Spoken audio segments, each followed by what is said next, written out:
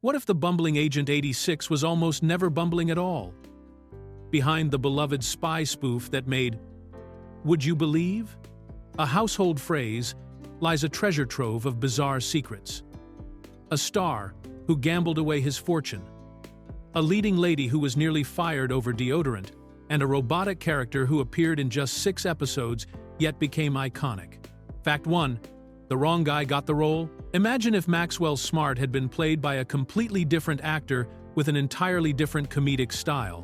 That almost happened, because Tom Poston was originally cast as the bumbling secret agent when Get Smart was first developed in 1965. Poston, who was known for his deadpan delivery and physical comedy from shows like The Steve Allen Show, was the first choice of creators Mel Brooks and Buck Henry when they pitched their spy spoof to ABC Network. The original pilot script was written specifically with Tom Poston's comedic timing and style in mind, featuring a more physical, slapstick approach to the character that would have been quite different from what audiences eventually saw. Brooks and Henry envisioned the show as a mix of James Bond action and Inspector Clouseau-style bumbling, and Poston seemed like the perfect fit for this vision. The pilot was filmed with Poston in the lead role, but ABC executives were not impressed with what they saw. When ABC rejected the pilot, calling it unfunny and problematic, the creators found themselves with a completed script but no network to air it. That's when NBC entered the picture, but they had a specific requirement that would change television comedy history. NBC already had Don Adams under an exclusive contract and were paying him whether he worked or not, so they needed to find him a starring role to justify their investment. The network executives told Brooks and Henry they were interested in the Get Smart concept, but only if they could rewrite it for Don Adams instead of Tom Poston. This meant completely reworking the character to fit Adams' distinctive nasal voice, sharp delivery, and catchphrases like "Would you believe" that he had already developed in his stand-up comedy career. What started as a physical comedy vehicle became a verbal comedy showcase, and Maxwell Smart as we know him was born purely by accident. Fact 2. ABC called it un-American. When ABC executives first reviewed the Get Smart pilot in 1965, they didn't just dislike it, they actually called the show un-American and demanded major changes that would have completely transformed the series into something unrecognizable. The network's reaction was so negative that it nearly killed the entire project before it ever reached television screens. ABC's main complaint centered around the show's irreverent tone and the way it made fun of American spy agencies during the height of the Cold War. Network executives felt that poking fun at secret agents and intelligence work was inappropriate and potentially harmful to national morale, especially when real American spies were operating around the world in dangerous situations. They worried that audiences might not appreciate comedy that seemed to mock the serious business of protecting the country from enemy threats. But the network's proposed solutions were even more bizarre than their initial complaints. ABC executives insisted that the show needed to add a lovable dog as Maxwell Smart's companion to give the series more heart and family appeal. They also demanded that the creators include regular scenes showing Maxwell Smart returning home to report his adventures to his mother, creating a domestic element that would supposedly make the character more relatable and grounded. Creator Mel Brooks was absolutely horrified by these suggestions and refused to consider them. He famously responded to the mother idea by saying he hated mothers on television shows and that Maxwell Smart had no mother and never had one. Brooks felt that adding these family elements would completely destroy the character's mystique and turn the sophisticated spy parody into a conventional family sitcom. The dog suggestion was equally offensive to the creators, who saw it as a transparent attempt to make their edgy comedy more mainstream and sanitized for mass consumption. Fact 3. Agent 99's deodorant scandal. Barbara Feldon came dangerously close to losing the role that would define her career over something as mundane as a deodorant commercial she had filmed 6 months earlier. During the second week of filming Get Smart, the show's producer pulled Feldon aside and delivered shocking news that the sponsor's chief executive officer was demanding she be fired immediately from the series. The problem stemmed from a brief promotional spot Feldon had done for a Revlon roll-on deodorant product before being cast as Agent 99. This might seem like a minor issue, but television sponsorship worked very differently in the 1960s than it does today. Shows often had single sponsors who paid for the entire production, and these sponsors took their exclusive partnerships extremely seriously.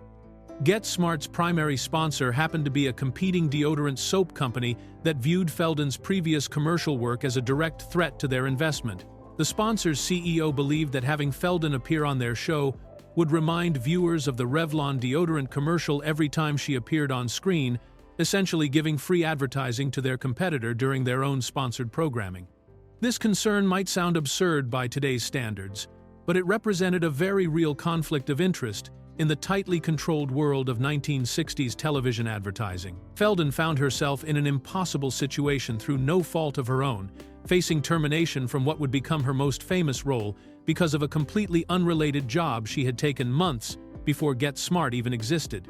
The irony was that her brief appearance in the Revlon commercial had actually helped her get noticed by casting directors and contributed to her landing the Agent 99 role in the first place. Fortunately for television history, the producers and network executives ultimately decided that Felden's performance was too valuable to lose over sponsor politics, and she was allowed to keep the role that would make her a household name. Fact 4. Don Adams' gambling problem changed filming. Don Adams appears for only a few brief moments in the Get Smart episode, titled Ice Station Siegfried, because he was performing in Las Vegas for 2 full weeks to settle his gambling debts, forcing the production team to completely restructure the episode around his absence. This unusual situation created one of the most logistically challenging episodes in the entire series run and revealed the extent of Adams' personal struggles with compulsive gambling. Adams had developed a serious gambling addiction that would plague him throughout his career and personal life, often putting him in financial jeopardy despite his success on television. His longtime friend Bill Dana later described Adams as someone whose whole life was focused around gambling. And this particular incident during Get Smart's production demonstrates just how disruptive his addiction could be to his professional obligations. When Adams found himself owing significant money to creditors, he was forced to take a lucrative performing engagement in Las Vegas to earn enough cash to pay off his debts quickly. The timing couldn't have been worse, as it coincided with the filming schedule for a major episode that was supposed to feature Maxwell Smart prominently throughout the storyline. Rather than delay production or rewrite the entire episode, the creative team made the unprecedented decision to film around Adams' absence by drastically reducing his screen time and having other characters carry the bulk of the action. The writers had to get creative with explanations for why Agent 86 was barely present during what should have been an important mission, and the other cast members stepped up to fill the gap. This behind-the-scenes crisis was kept quiet at the time, but it highlighted the real-world consequences of Adams' gambling addiction on the show's production. The episode stands as a unique entry in the Get Smart catalog, essentially functioning as an ensemble piece rather than the typical Maxwell Smart-centered adventure that fans expected from the series. Fact 5. The Chief's secret pain. Edward Platt suffered from severe back problems throughout the filming of Get Smart, and the pain was sometimes so intense that he had to be completely written out of entire episodes, leaving viewers to wonder why the Chief was mysteriously absent from important control operations. This chronic condition also explains why Platt spent almost all of his screen time sitting behind his desk in the Chief's office, rather than standing or moving around like other characters. If you watch Get Smart episodes carefully, you'll notice that the Chief rarely gets up from his chair or participates in any physical action sequences that would require him to stand for extended periods. This wasn't a creative choice by the writers or directors, but rather a practical accommodation for Platt's debilitating back condition that made standing and walking extremely painful for long stretches of time. The actor's back problems were so severe that the production team had to plan filming schedules around his good and bad days, sometimes completely rearranging scenes or rewriting scripts when Platt was unable to work due to pain flare-ups. On particularly difficult days, the writers would simply explain the Chief's absence by having other characters mention that he was away on important control business or meeting with government officials. This medical situation created some of the show's most memorable scenes where Maxwell Smart would burst into the Chief's office to deliver his reports, while the Chief remained seated, creating a dynamic where Smart would pace around while his boss stayed firmly planted in his chair. What audiences interpreted as the Chief's calm, authoritative demeanor was actually Platt managing his physical limitations while still delivering his performance. The episode, Witness for the Persecution, specifically notes in its production records that Edward Platt did not appear due to back problems, demonstrating how significantly this condition affected the show's production throughout its 5-year run. Despite these challenges, Platt never let his pain show on screen and maintained his professional performance as the long-suffering boss of Control's most accident-prone agent. Fact 6. Control and chaos mean nothing. Despite being written in all capital letters and sounding like important government acronyms, Control and KOS don't actually stand for anything at all because creators Mel Brooks and Buck Henry never bothered to come up with full names for either organization. This revelation surprises many fans who assumed these spy agencies had elaborate official titles hidden behind their mysterious abbreviations. The decision to use these names was purely stylistic, designed to mimic the way real intelligence agencies like the CIA and FBI use acronyms that sound official and secretive. Brooks and Henry wanted their fictional spy organizations to have that same authoritative feel that would make audiences think of legitimate government operations, even though their show was a complete parody of the spy genre. During the 1960s, television shows and movies about espionage were extremely popular, and many featured organizations with impressive-sounding acronymic names that stood for long, complicated phrases describing their missions and purposes. The creators of Get Smart deliberately chose to skip this step entirely, focusing instead on making their organization name sound appropriately spy-like, without worrying about what they might actually represent. This approach perfectly matched the show's overall philosophy of taking spy fiction tropes and pushing them just far enough to become absurd while still maintaining the basic structure that audiences expected. Control sounds like the kind of name a top-secret government agency would have, while KAOS suggests the chaotic nature of an international criminal organization, and that surface-level impression was all the creators felt they needed. The fact that these names are essentially meaningless adds another layer to the show's satirical approach to the spy genre, where everything looks and sounds important and official on the surface, but becomes ridiculous when examined more closely. Brooks and Henry created organizations that sound significant and mysterious, but are ultimately just empty acronyms, much like how Maxwell Smart appears competent but consistently bumbles his way through missions. Fact 7. Agent 99's height problem. Barbara Feldon was actually taller than Don Adams, standing at 5 feet 9 inches compared to his 5 feet 8.5 inches, which created a constant challenge for the show's directors and camera operators who had to make the male lead appear taller than his female co-star. This height difference was considered problematic in the 1960s, when television and movie conventions dictated that male actors should always appear taller than their female counterparts, especially in romantic partnerships. To solve this issue, Feldon spent most of her scenes deliberately slouching, leaning against walls or furniture, or sitting down to reduce her apparent height relative to Adams. She later admitted that she became an expert at finding creative ways to make herself shorter during filming, whether by bending her knees slightly, tilting her head down, or positioning herself at lower levels than her co-star whenever possible. For close-up shots where both actors needed to appear at the same height, the production crew built small wooden platforms that Adams could stand on to gain the extra height needed to match or exceed Feldon's natural stature.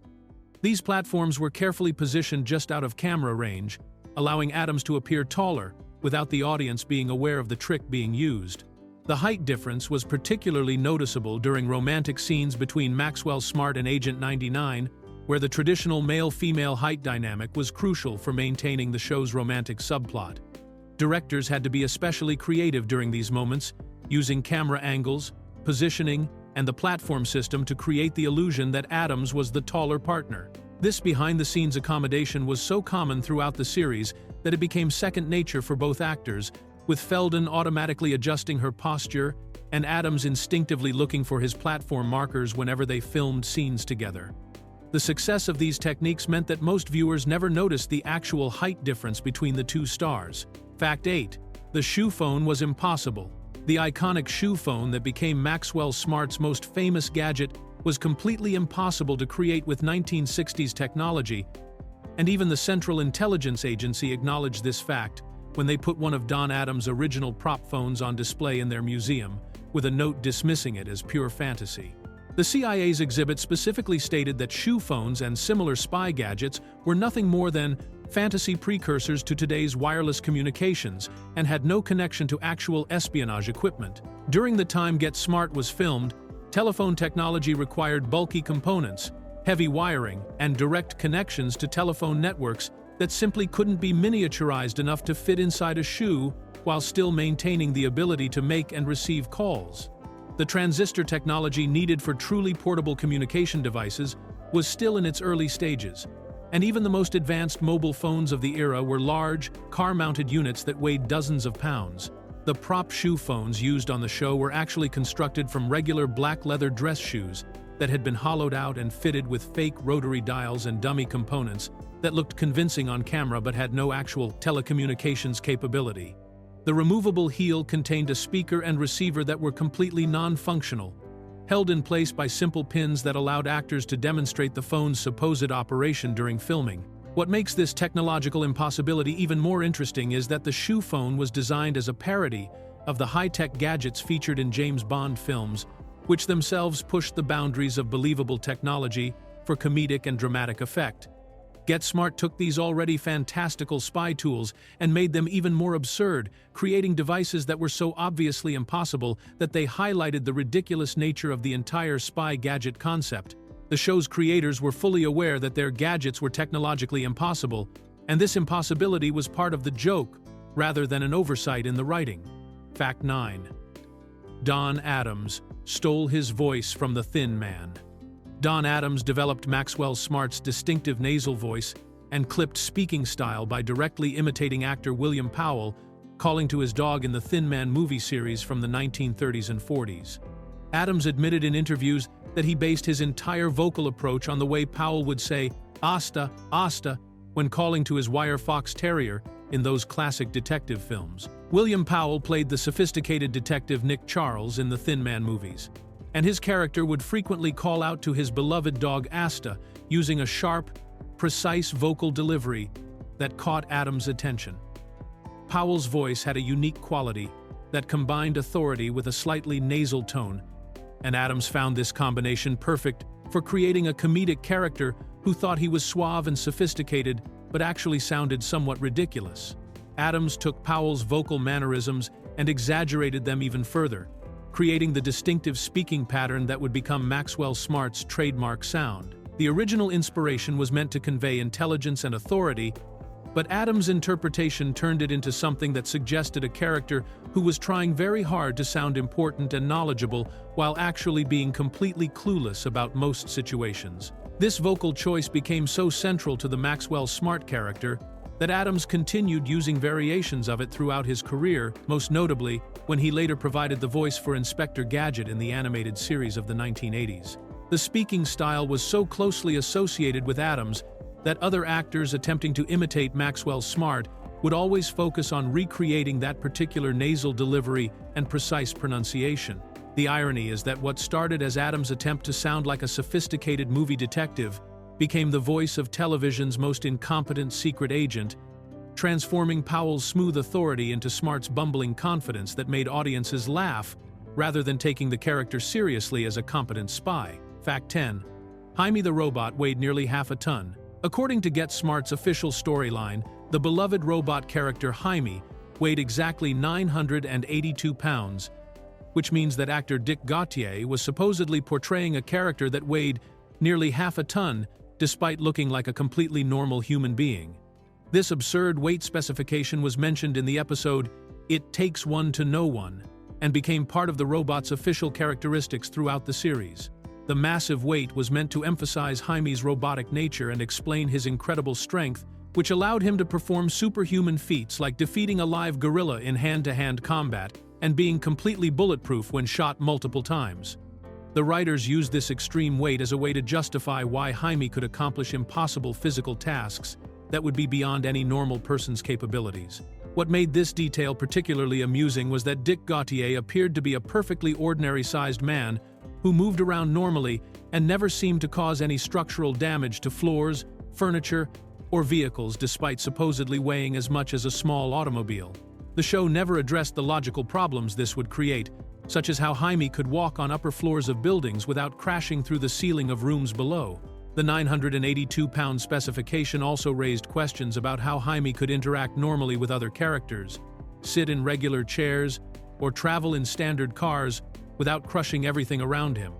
These practical impossibilities were simply ignored for the sake of comedy, allowing the writers to have their robot character possess incredible strength while still functioning as a regular member of the control team. This weight detail exemplified Get Smart's approach to science fiction elements, where the show would establish ridiculous technical specifications that sounded official and scientific but made no practical sense when examined closely, perfectly fitting the series' satirical take on spy gadgets and technology. Fact 11. The Mr. Big controversy. ABC executives specifically objected to the Get Smart pilot's main villain, Mr. Big, being portrayed by actor Michael Dunn, who was a little person, with network officials reportedly saying, "You can't have the head of an international criminal organization played by a midget."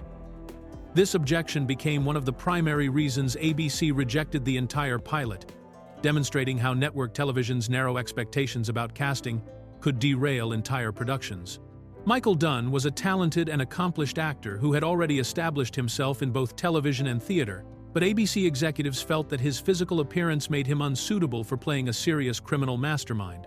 The network's concern seemed to center around their belief that audiences wouldn't be able to take the villain seriously or find him threatening if he didn't fit their preconceived notions of what an international crime boss should look like. The irony of this objection was that Get Smart was specifically designed as a parody of spy fiction, where having an unexpected or unconventional villain would have perfectly matched the show's satirical tone.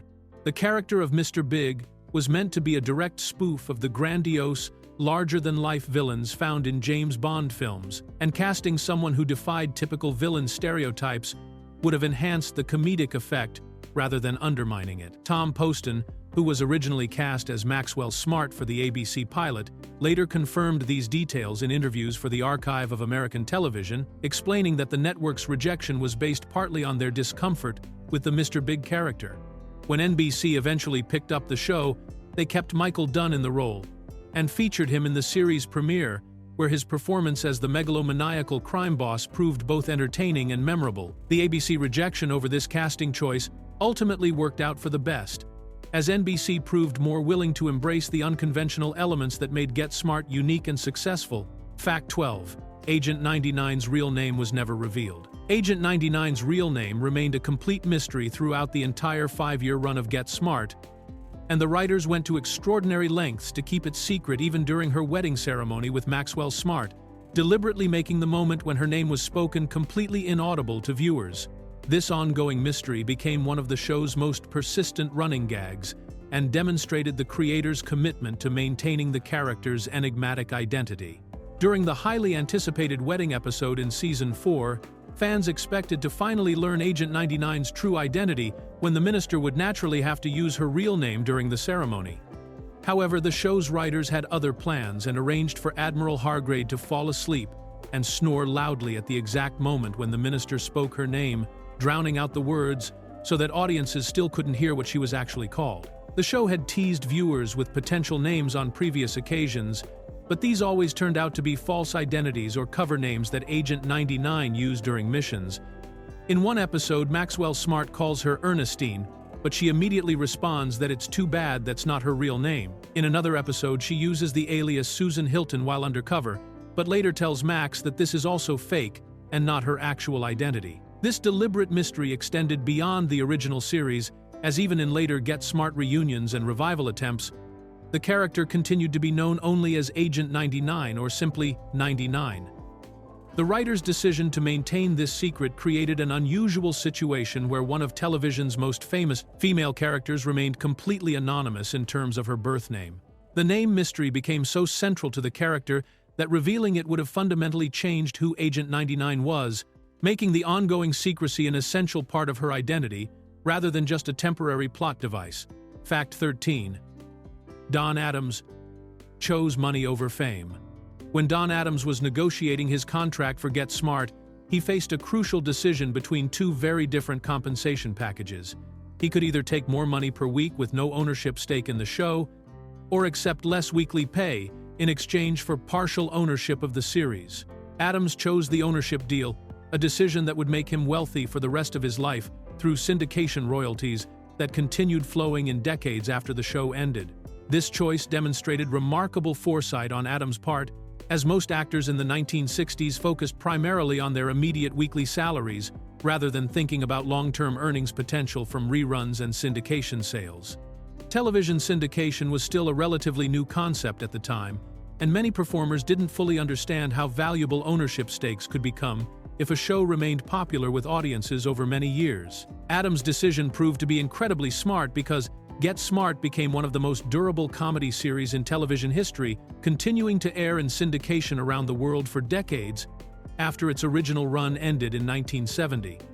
The show's enduring popularity meant that Adams received regular royalty payments every time episodes aired on any network, anywhere in the world, providing him with a steady income stream that lasted throughout his entire career.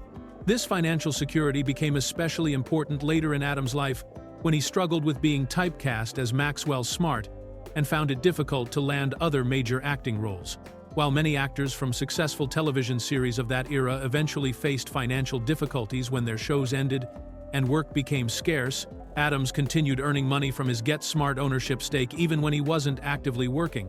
Adams later stated that he never regretted choosing the ownership deal over higher weekly pay, recognizing that this single business decision had provided him with financial independence that allowed him to be selective about future projects rather than taking any available work out of necessity. Fact 14. The cone of silence was the sales pitch.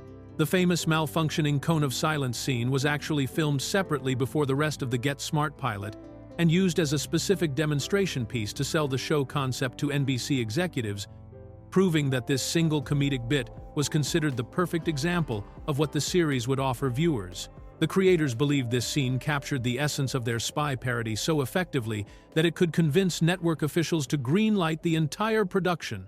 The cone of silence device consisted of two transparent plastic hemispheres that would electrically lower from the ceiling to enclose Maxwell Smart and the chief when they needed to discuss highly confidential control business.